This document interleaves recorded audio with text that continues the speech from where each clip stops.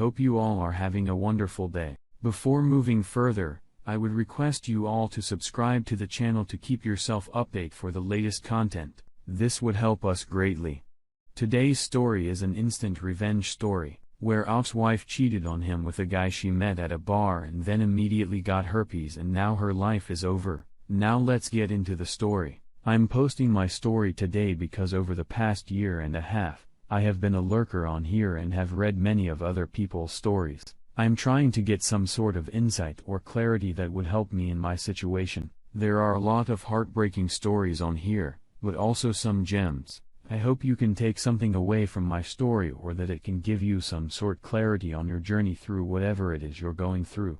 Back in 2018 at the end of July, my wife left for a quick work trip on a Thursday and flew home Saturday morning. That evening, my wife and I went to my stepdad's birthday dinner, and nothing seemed off or anything. Totally normal Sunday. We had our typical routine, grocery shopping, errands, and got ready for the work week. The following Monday, when the work week started, everything seemed normal and we did our usual texting throughout the day. But on my way home from work, she texted me saying, "I think I have a yeast infection and I'm going to get it checked out." I made a joke saying, "Hopefully, it's not an STD lol." She lulled back, and that was that. A few hours later, before I had seen her, she texted me and said, "Your comment earlier about it being an STD was weird. You don't think I'm cheating on you, do you?" I kind of laughed and texted back, "No lol, but something about that comment for her to say that did put me off a little, thinking nothing of it. I went back to whatever I was doing. Looking back, this was red flag number 1. 2 days went by and she said that it got worse and that she was going back in. I thought to myself, wow, I feel bad for her because I know she has said something like this mildly before, but never this bad. When she came home from the doctor for the second time, she said she now has thrush and a severe yeast infection. I remember thinking to myself what thrush is, and she explained to me how it's a throat infection. I remember joking with her saying, "Well, if you're sick, stay away from me because I don't want to get sick," and I'm so glad I did stay away. Looking back, all of this was red flags. Number 2, for the next couple of days and into the weekend, she was pretty much better than she called in sick to work and did some work things from home that she could. I remember not getting too close to her those handful of days and just kind of looking at her while she was either in bed or on the couch and just feeling bad. She was clearly sick and there really wasn't anything I could do. The following week, as she started to feel better, that's when I noticed something was going on with her. One day, I came home from work and she was crying on the couch. I asked her what was wrong, and she said that she was going to start seeing a counselor. I was a bit puzzled, but I said, okay, and asked if I was going to go to war if I needed to not. She said no, and that she just hasn't been feeling herself and needed to talk to someone. I said, okay. Red flag number 3. A few days later, I get out of the shower and she is sitting on the bed crying again. I asked what's going on and she said to me, "Is this as good as it gets? Is this what we want? Is this what you want? Is this what I want? Is there anything more to life than this?" I remember being a little caught off guard because it took a second to register what she was asked. I didn't really know what to say and I asked her, "What do you mean?" She just responded with a "never mind," and I can't recount what happened after that. Then on August 14th at 9 p.m., we are getting in bed and she starts crying again. I asked her what's the matter and she starts crying even harder. I told her I know something has been going on these last couple of weeks, and whatever it is, I just want you to know I love you, and whatever it is we will work through it. She said, "I can't tell you. If I tell you, you won't want to work it out." It was at that moment I started to feel the butterflies and adrenaline, or whatever you want to call it, in my stomach, and I said, "Please tell me." Then she hit me with it. I had a one-night stamp. It was in that moment all the red flags, all the little things that were going on in those previous week, all came together like one big puzzle. Here's what happened. When she was through with work for the day, she went to a bar to have a drink before going back to her hotel. She sent me a picture of the beer she was drinking, and I said the nightly "love you good night." While she was at the bar, she met a guy with the same name as me. She ended up talking to him all night and having a few more drinks, and they left the bar. At about 2 in the morning, They went back to his house where she then performed intubation, and then they had S3X without a condom. Turns out he had herpes and ended up giving it to her, and that yeast infection and thrust in her throat was actually the herpes outbreak. I remember feeling absolutely heartbroken, devastated, and shocked and in disbelief when she told me everything that had happened. I was pretty messed up for a few months following discovery date, so much that I had to get on meds for a while to get me straight. I knew something was physically wrong with me because I felt total crap all the time, and turns out I had a blood pressure of 149/127. No wonder I felt like crap. I would say we had a good marriage. We were everyone's favorite couple. My dad even called us Ken and Barbie. I'm just trying to give you some context because we were not dysfunctional, nor did we have some serious and obvious marital issues, but I guess what happened kind of proves otherwise. I remember when I told some of my close friends and family, everyone had the same wide-eyed look and the same "are you serious?" response. It was a total shock to me as well as everyone that knew us. She's been going to a counselor this entire time and digging into everything that happened, the whys, the hows, the whats, all of it. She has told me she doesn't know why out of all the time she's been hit on by guys why she gave him this time. It doesn't really matter though. Because what's done is done, and all it takes is one time to bring a marriage crumbling down. She did say he made her feel wanted, gave her attention, and I guess validated her by telling her she was, if that's all it took. She has her own issues to deal with.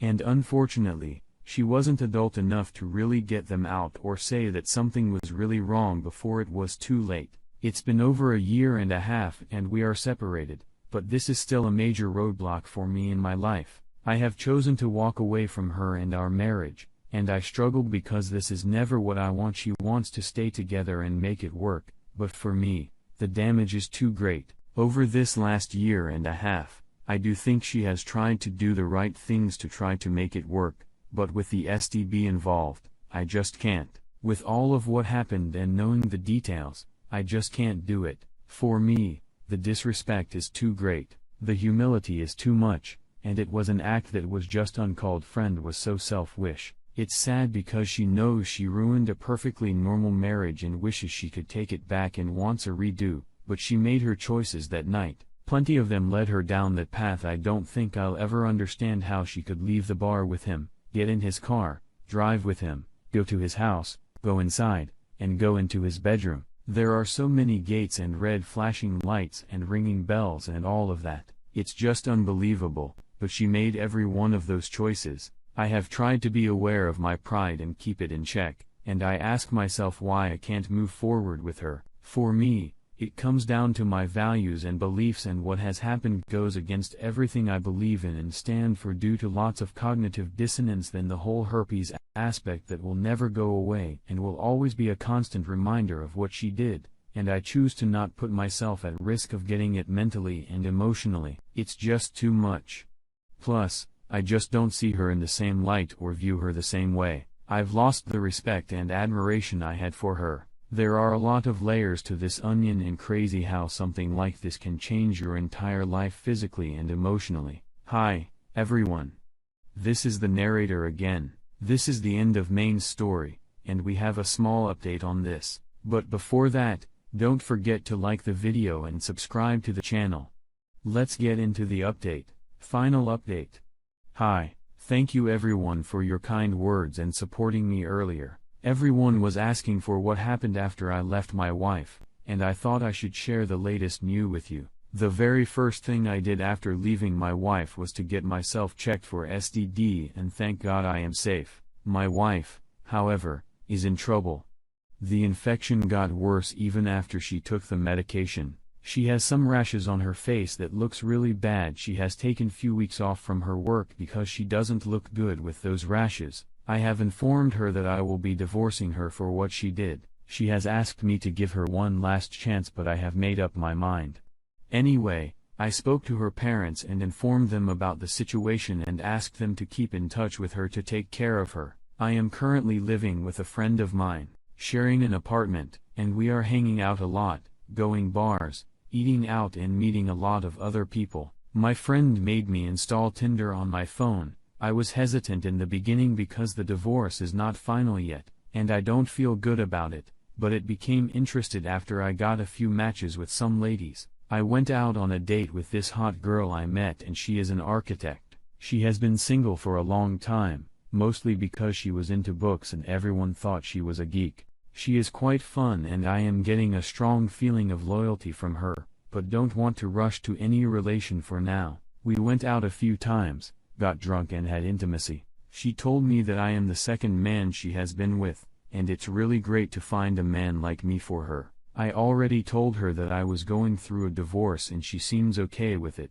Then I explained the whole situation about my wife's fling and how I left her after she got the infection. This news made my new girlfriend a little uncomfortable, but she seemed relieved after I told her that I got tested for STDs. She and I are planning for a little trip outside of the city. On the other hand, my wife keeps on texting me and trying to make contact with me thinking that I would get attached to her again. I tried to ignore her, but she kept pushing for it, so I gave her the news of my new girlfriend whom I met on Tinder. This broke her and she said something like, "I thought we were going to fight this through together." Fight this through together?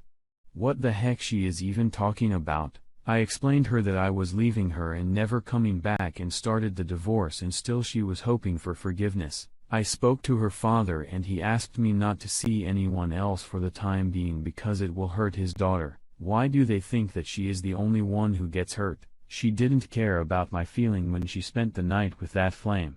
Now it's my turn. I don't care much now about she, and the divorce is coming right at her face. My new girlfriend is quite mature, but she feels a little bit insecure because she spent most of her youth being single. I told her that I was never going back to my soon-to-be ex-wife and that I was looking for someone loyal like her. This is all for now. I am seeing her and the divorce is going on. My wife's parents are taking care of her while I am out here with my new partner, hoping her to be my new wife someday. Hi, guys. This is the narrator again. Thank you for listening to today's story, and I hope you all have a great day ahead. Don't forget to subscribe and stay tuned for more stories.